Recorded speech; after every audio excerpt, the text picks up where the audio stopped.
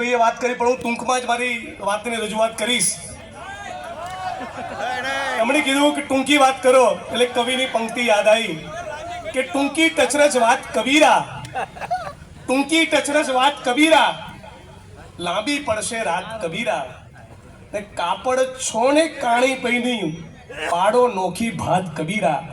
ખેડૂત આંદોલનમાં કોંગ્રેસ પાર્ટી, ઇન્દ્રનીલભાઈ, બધા જ મિત્રો સાથે મળીને એક નવી ભાત પાડવાના સંકલ્પ સાથે જે રીતે બોટાદની આ ક્રાંતિકારી ધરતી પર તમે એકત્રિત થયા છો, તમે તમામ ખેડૂત પરિવાર, મારી બહેનો અને માતાને હું સલામ કરું છું, હું વંદન કરું છું. આજે બહુ અદ્ભુત માહોલ છે. તમારા ચહેરા પરની રોનક, તમારા ચહેરા પરનું નૂર એક નવી ક્રાંતિની તમે એક શરૂઆત કરવા માંગતા હોય એક એવું દેખાડી રહી છે. ત્યારે ગેનીબેને બહુ સુંદર વાત કરી, લાલજીભાઈએ હાકડા પડકારા કર્યા, પાલભાઈએ જબરદસ્ત ભાષણ કર્યું. મને લલિતભાઈ કગથરાની એક વાત બહુ અદ્ભુત ગમી. આજે લલિતભાઈ એમના ભાષણમાં